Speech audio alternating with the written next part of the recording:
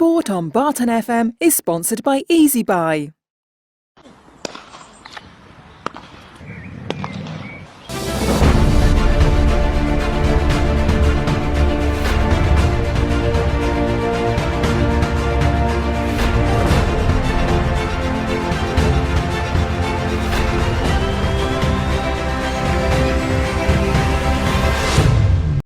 Welcome to the Cricket Show with me, Richard Watts.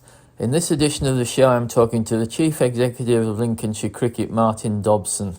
In the programme, we discuss Lincolnshire County Cricket, the women's game and the All-Stars programme.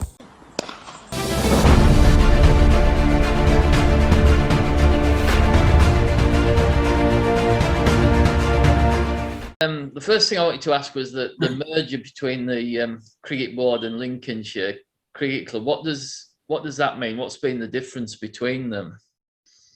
Yeah, well, I guess the difference between them is Lincolnshire Cricket Limited have acted as the cricket board. So fundamentally, we as an organisation receive money from primarily the ECB, which is kind of cascades down from Sport England, to support the game in Lincolnshire. So that involves supporting the network of recreational cricket clubs, trying to inspire young people to want to get involved in the sport through delivery in schools and in other community organisations, and supporting the kind of grassroots game really, as well as delivering a programme for gifted and talented youngsters throughout, boys and girls.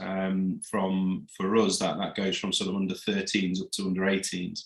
And historically, that's what Lincolnshire Cricket Limited, aka the Cricket Board, have looked after. And then separate to that has been Lincolnshire County Cricket Club, who have been the sort of senior flagship county side that have taken part in what's always been known in the past as minor county cricket, which is now known as National Association cricket, which is, I guess, the kind of level of cricket that sits just below the professional game, and hopefully provides a kind of springboard into the professional game for some.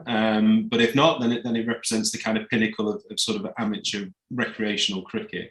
And historically, they've been separate organisations. They've always had a relationship and have worked together. But over the past sort of 2-3 years, really, that conversation has grown stronger, and the benefit of kind of coming together to create economies of scale, to make sure that we've got an aligned pathway and that we're communicating similar messages throughout our pathway. We felt was really important. And hence why we took the decision to merge entities and become one. So yeah, as of January the 1st, 2021, we are one and the same organisation now, which I think makes a lot of sense. I can understand why it probably evolved the way it did, and we're not unique. There's a lot of counties in the country that do look like that. A number of them are taking a similar direction to ourselves, and kind of coming together and seeing the benefit of what a merged organisation can deliver. So yeah, for us, we felt it was the right thing to do. And moving on to the county side, how does selection work? Are you restricted by the number of players you can pick who've played first class cricket, or do you have to pick so many age? How does that all work? Yeah, there's a list. There's a sort of a growing list of criteria that counties have to meet, or at least work towards. As you've mentioned there, we are limited by the number of players who've played a certain amount of first class cricket, so we're only allowed to play one individual who's played no more than 40 first class games, and that's been in for quite a while now. But there's also additional criteria around the number of what they class as homegrown players you have in your team. So we now have to field 8 players that meet the criteria of either living in the county, playing for a cricket club in the county, or have been educated in the county, which is very similar to the criteria that exists around county age group cricket. And the idea behind that is to try and make sure that counties are promoting from within, and encouraging that transfer of talent through their own pathway, rather than potentially parachuting in individuals from kind of here, there and everywhere to to play in your team. So it makes sense. It's something I think we as a county have been working towards for quite a period of time anyway. But yeah, there is additional criteria there now that we have to meet, and there's also criteria around age. So we are encouraged to field an age that averages, I think it's 23. So yeah, we are we have to work within those perimeters as well. And do you work closely with some of the first class counties? Do you have a feeder role with some of the counties? Yeah, absolutely. Yeah, we do. I think Lincolnshire have got a really proud tradition of transitioning talent into the first class game, which goes back quite a long way. From the likes of people like Matt Dowman, Andy Afford, Wayne Noon, to more recently people like Matt Carter, who's obviously done really well at Notts and in the 100. Louis Kimber, managed to secure a contract at Leicestershire last year, which was fantastic. So yeah, we've got that tradition. We're really keen to keep producing talent that goes on into the first class game. So we do work hard to try and forge partnerships with our first class neighbours. I think Lincolnshire, are unlike a lot of counties in that we border, a number of first class counties. We share a border with Yorkshire up in your neck of the woods, and then further around it's kind of Nottinghamshire down to sort of Leicestershire, Northants.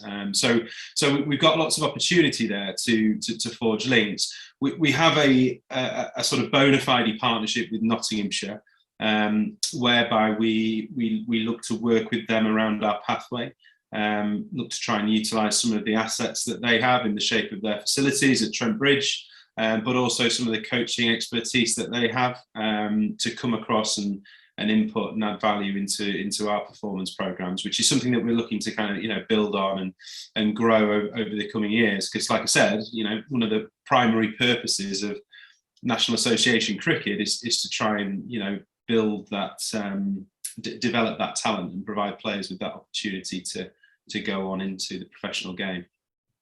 Whereabouts do Lincolnshire sit, sort of in terms of the best? I'll call them minor counties, because that's. So where do Lincolnshire sit in the minor counties game? Yeah, I always struggle to not call them minor counties as well. I mean, having been involved in them, but we're up at the top end.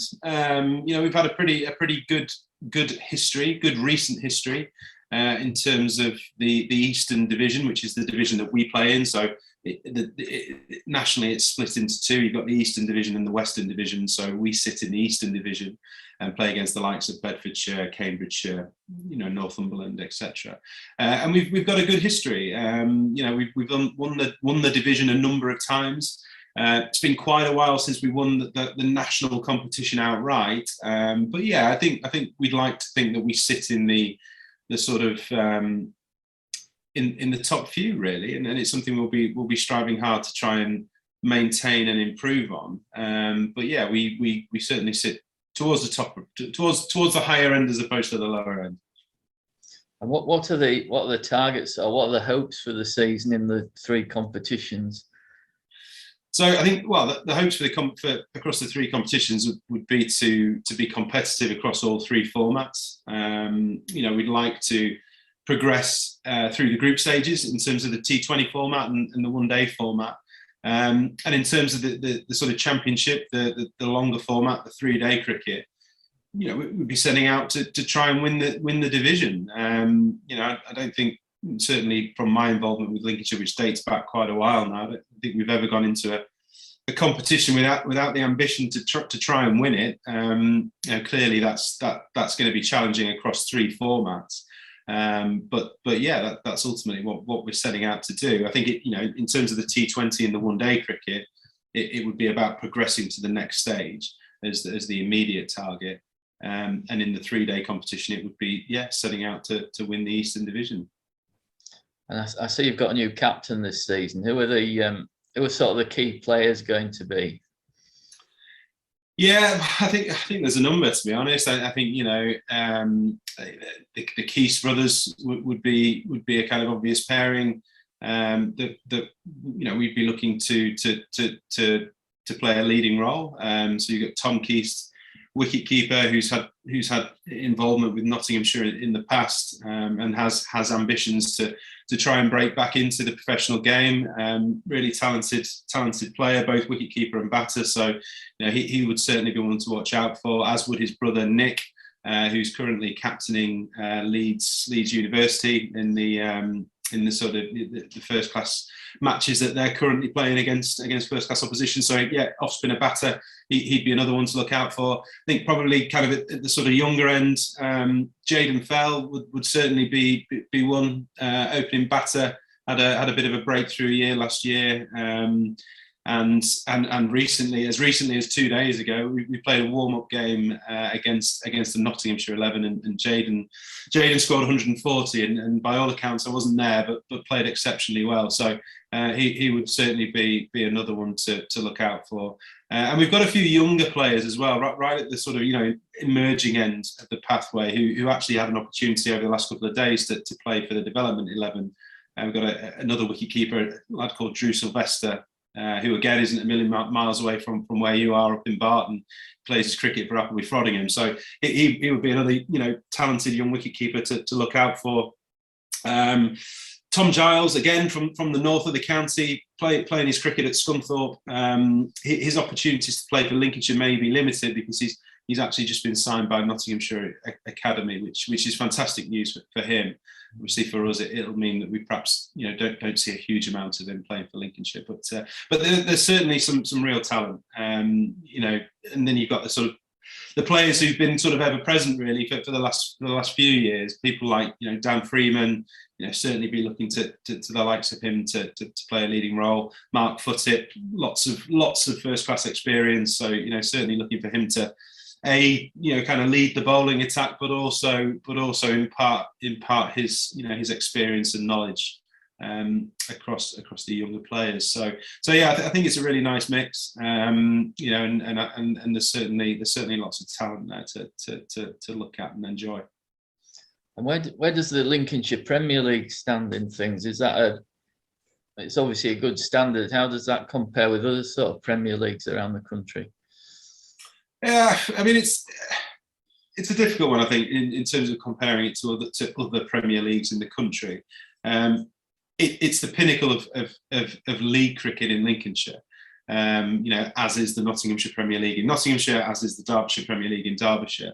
It's a good standard. I think there are some really good clubs that play in that league. There's some really good facilities, some really strong, healthy, vibrant junior sections. A number of those clubs run programs like All Stars Cricket and Dynamos Cricket, have growing kind of women and girls sections. So I think it's easy to think of cricket and go straight to the sort of performance end of it and the sort of senior first 11 end of it, which is fine, but there's quite a lot more going on there behind the scenes, particularly at those clubs, not only in the Premier League but outside of the Premier League as well.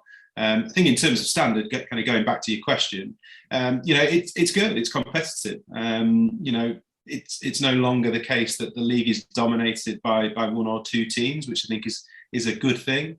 Not the case in a number of other counties where you kind of do have that monopoly of players and one or two teams tend to dominate. I think it's got a little bit more open over the last few years and a bit more competitive, which I think is a good thing.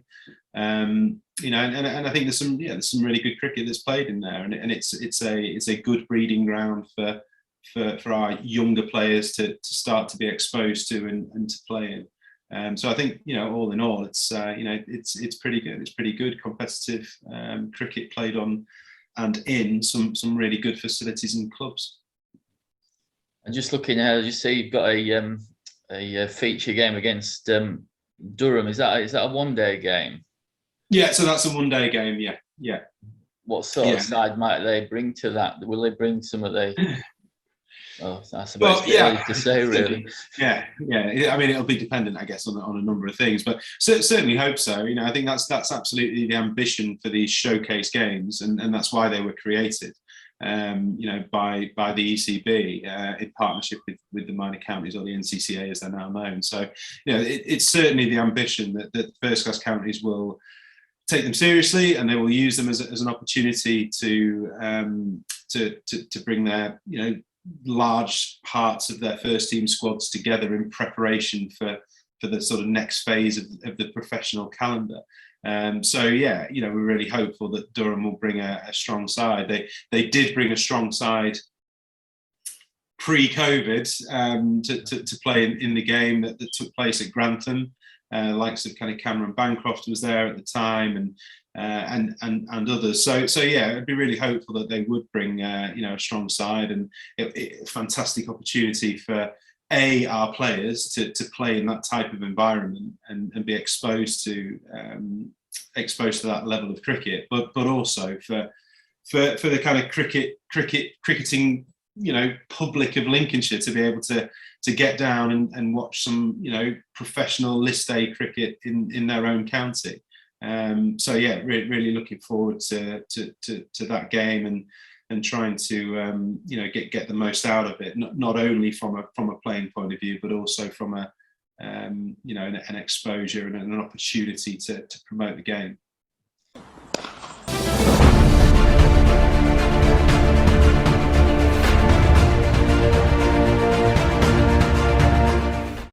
And just moving to the women's game, how good are Lincolnshire women? How good are Lincolnshire women, did you say? Yeah, and what sort of level do they play at in the great? Yeah, well, they play in the national competition, so they play in the they play against other counties, neighbouring counties, and they play in that national competition. Obviously, we're not part of the Women's Super League.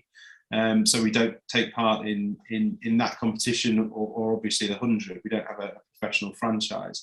So I guess our role in terms of the women's game is to provide some competitive elite cricket, but also to signpost our most gifted women and girls cricketers into that sort of regional performance setup, which has grown significantly over the last sort of 10 years, but certainly over the last sort of 5 years, it's become much more robust, much more professional, and there is now a credible exit route into the professional game for female cricketers. So yeah, which I think is a great thing.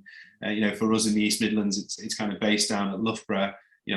We also have a pretty strong relationship with Yorkshire and the Yorkshire Diamonds.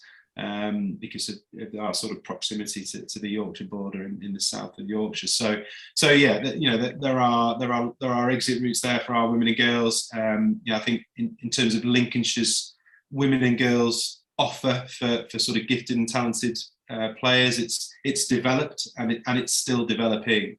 It's something that we've invested in over the last 5 or 6 years. It's certainly a priority for us moving forwards. We have those county age group squads, we have that senior women's squad, but it would be great to build some more depth to that, which is something that we're looking to do. Primarily through trying to engage our cricket clubs and trying to encourage cricket clubs to develop their own women and girls sections. A number of them have started to do that. Again, up in the north of the county, Broughton would be a really good example where they've started to develop a women's softball offer, which is a great sort of entry point into the game for women who may want to play cricket but are perhaps a little bit reluctant to dive straight in and kind of play hardball cricket. So yeah, I think it's the key is having an offer that's relevant and accessible for females and males for that matter that want to play the sport. And providing different entry points into it through a varied playing offer, which is something that we're certainly working with our clubs to try and make sure is available.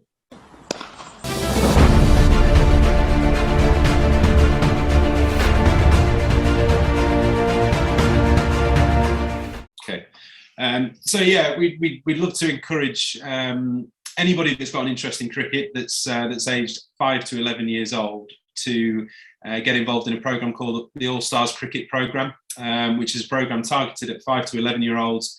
It's a great introduction to cricket. It's delivered in a fun, friendly environment by our cricket clubs, and in and around Barton there are a number of cricket clubs who are running this programme.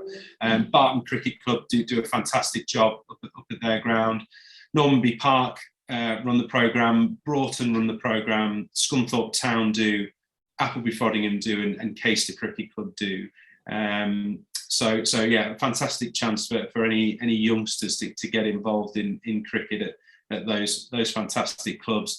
For information about that programme and about a programme called Dynamo's Cricket, which is aimed at a slightly older audience, all the information is available on our website. So if people can just go to linkscricket.co.uk, they'll find all the information there on our homepage, and it's really straightforward to kind of sign up, to be able to search for where your nearest club is, find the dates of when that programme is going to be running, and hopefully get involved and enjoy some cricket at those clubs.